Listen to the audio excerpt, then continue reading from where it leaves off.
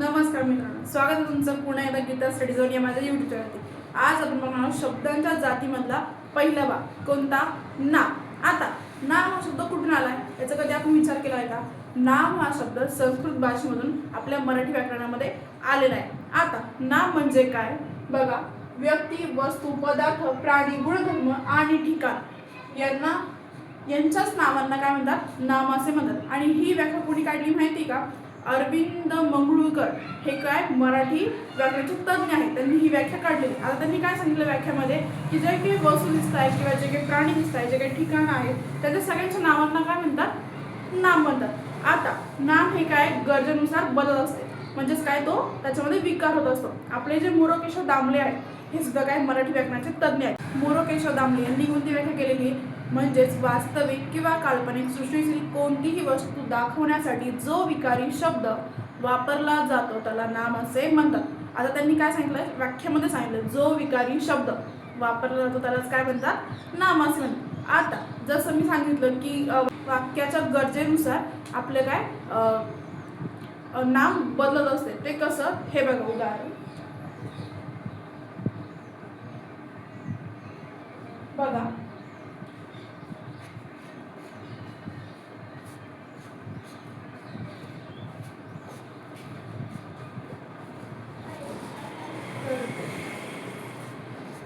राधा अभ्यास करते। आता याच्यामध्ये नाव काय झालंय? राधा, म्हणजेच काय नाम झाले। यामध्ये क्रियापद कोणतं आहे? करते। आता इथे जर मी क्रियापद बदलली म्हणजेच कसं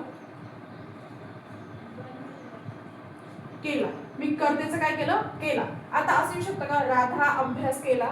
नाही, त्यामध्ये काय नावामध्ये बदल होणार आहे। काय होणार आहे बघा, राधाने अभ्यास केला, म्हणजेच काय आपलं क्रियापद बदलली त्यामुळे काय नावामध्ये बदल झाला, म्हणजे तो जो शब्द आहे त्याच्यामध्ये काय विकार त्या ठिकाणी पडलाय। म्हणून आपल्याला काय सांगितलं की मोरोकेशव दामलेंनी काय सांगितलंय की वाक्याच्या गरजेनुसार काय ते तो जो शब्द आहे तो काय होणार आहे?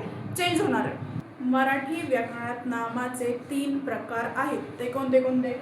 सामान्य नाम, विशेष नाम आणि भाववाचक नाम। आता सामान्य नाम म्हणजे पूर्ण जातीचा बोध करते म्हणून त्यालाच काय म्हणतात? सामान्य नाम म्हणतात। सामान्य नामाला अजून एक नाव आहे, ते म्हणजे काय? जातीवाचक नाम। कोणतं आहे? जातीवाचक नाम।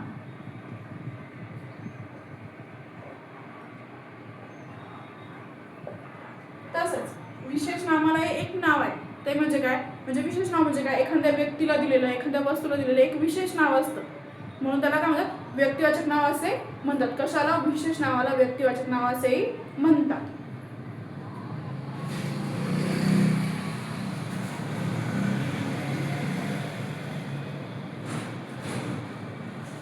नंबर 3 काय? भाववाचक नाव। भाववाचक नाव म्हणजे काय?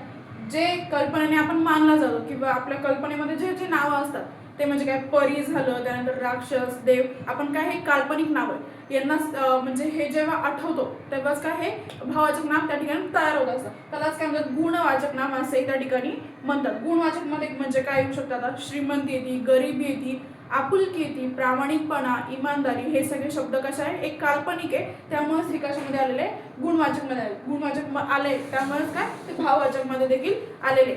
आता सामान्य नाम यामध्ये काय परत 2 प्रकार पडले, एक पदार्थवाचक आणि एक समूहवाचक। पदार्थवाचक नाम म्हणजे काय? ज्याला अस्तित्व असते पण मोजण्यासाठी काय लिटर, मीटर, किलो, ग्राम याची सहायता लागते, त्यालाच काय म्हणतात? पदार्थवाचक नाम असे म्हणतात। त्याच्यामध्ये काय साखर येते, दूध येतं किंवा एखाद्या रस्त्याचं माप येतं, असं काही गोष्टी येत असतात। आता त्यानंतर समूहवाचक नाम। समूहवाचक नाम म्हणजे काय की एकाच जातीचे किंवा एकाच गुणधर्माचे जे व्यक्ती असतात, वस्तू असतात किंवा जे काही पदार्थ असतात त्याला एकत्रित ठेवणे, त्यांचा समूह तयार करणे, त्यालाच काय म्हणतात? समूहवाचक नाव असे म्हणतात। तर पुढील भागामध्ये आपण सामान्य नाम याची सखोल माहिती घेणार आहे। तर व्हिडिओ आवडला असेल तर लाईक, शेअर, सबस्क्राईब नक्की करा। धन्यवाद।